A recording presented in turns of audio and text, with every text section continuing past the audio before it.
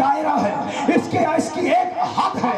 اس حد کے اندر جو زندگی گزارے گا وہی مصطفیٰ کا سچا غلام ہوگا. شریعت کے دائرے میں رہ کر جو زندگی گزارے گا وہی جنتی مسلمان ہوگا. تو اللہ فرماتا ہے تجھ سے قیامت کے دن پوچھا جائے گا. تو اس گمان میں مت رہا کہ تو آوارہ گردی کرنے کے لیے دنیا میں آیا ہے. کیا اللہ کی نعمت کو تو بھول گیا؟ ذرا اپنی زندگی پہ غور کر. اللہ قرآن پاک میں فرماتا ہے الم یکن نطفۃ من منی یمنی ثم کان علقۃ فخلق فسوی. انسان تیرا وجود کیا ہے؟ اللہ نے تجھے پانی کے ایک ناپاک قطرے سے پیدا کیا. وہ پانی کا ناپاک قطرہ باپ کے سرب میں ہوتا ہے، باپ کے سرب سے ماں کے رحم میں جاتا ہے. وہ پانی کا ناپاک قطرہ جب بدن میں لگ جائے تو بدن ناپاک ہو جائے، کپڑے میں لگ جائے تو کپڑا ناپاک ہو جائے، جسم میں لگ جائے تو جسم ناپاک ہو جائے. لیکن یہی ناپاک پانی کا قطرہ ہے جو عورت کے رحم میں جاتا ہے. 40 دن تک پانی رہتا ہے، 40 دن کے بعد خون بنتا ہے، پھر 40 دن کے بعد گوشت کا لوتھڑا بنتا ہے. آج سائنس کہتا ہے کہ یہ 430 دن، یہ یعنی 40 دن 120 دن کے اندر یہ جسم بنتا ہے. لیکن قرآن نے 1400 سال پہلے بتا دیا ہے کہ 40 دن تک یہ پانی رہتا ہے.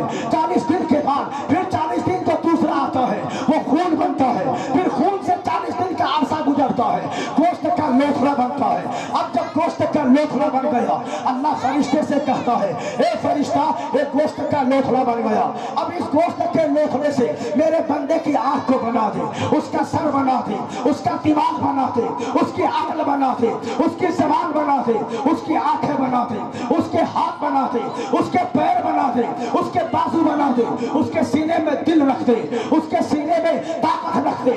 اللہ کا فرشتہ بناتا جاتا ہے، بناتا جاتا ہے. ہاتھ بن گیا، آنکھیں بن گئی، سر بن گیا، دل اور دماغ بن گیا.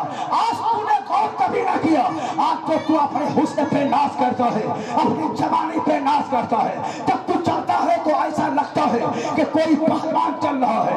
آج تو اپنے شباب کو آئینہ میں دیکھتا ہے، تو کہتا ہے میں بڑا حسین ہوں، بڑا خوبصورت ہوں. تیری آنکھیں سرمگی، تیرے بال ریشمی جیسے، تیرے رخسار کشمیری سیب جیسے، تیرے ہونٹ گلاب کی پنکھڑی جیسے، تیرے بازو میں طاقت، تیرے سینے میں زور، تیرے پیروں میں طاقت. یہ کس نے دیا؟ کسی اور نے نہیں، اسی رب نے دیا جو ساری کائنات کا خالق ہے اور مالک ہے. تو اس رب سے جو منہ موڑ کے رکھا ہے ابھی وہ چاہے گا تیری آنکھ کی روشنی چھین لے گا. وہ چاہے گا جوانی میں تجھے کمزور اور اپاہج بنا دے گا. وہ چاہے گا جوانی میں تجھے قبرستان پہنچا دے گا. تجھے تو اس رب کے احسان کو بھولنا نہیں چاہیے. وہ رب جو ماں کے پیٹ میں تجھے زندہ رکھا، یعنی 3 پردوں میں رکھا، اور 3 پردے کے بعد جب 9 مہینے پورے ہو گئے اب تجھے اس زمین پر لایا. اب تیرے اندر عقل نہیں ہے، تیری فطرت میں وہ بیداری نہیں ہے. لیکن ایک بچہ ابھی پیدا ہوا ہے، ماں کی گود میں ہے، چیختا ہے، چلاتا ہے، اسے ماں نہیں بتاتی یہاں تیری روزی ہے. کوئی بھائی نہیں بتاتا یہاں تیری روزی ہے، کوئی بہن نہیں بتاتی یہاں تیری روزی ہے. خدا نے اس بچے کی فطرت میں یہ ڈال دیا ہے جب بھوک لگتی ہے تو اس کا منہ اس کی ماں کی چھاتی میں پہنچ جاتا ہے. یہ کس نے بتایا؟ یہ کس نے تجھے بتایا؟ یہ اسی رب نے بتایا ہے. ارے جو رب ماں کے پیٹ میں زندہ رکھے 9 مہینے تک ماں کے پیٹ سے باہر آیا، وہ رب تجھے ماں کی چھاتی میں تیری روزی کا انتظام کر دیا. تو جوانی ہوا، تیرے اعضاء بڑھے، تجھے پتہ نہ چلا. جب جوانی سے بوڑھاپا میں آیا تیرے اعضاء کی طاقتیں کمزور ہو گئی تو تجھے تو سوچنا چاہیے یہ دنیا ہے، اس دنیا کی زندگی میں بچپنا بھی ہے، جوانی بھی ہے، بوڑھاپا بھی ہے. ہمیں جوانی میں ایسا عمل کرنا چاہیے جس سے ہمارا نبی بھی راضی ہو جائے اور ہمارا خدا بھی راضی ہو جائے.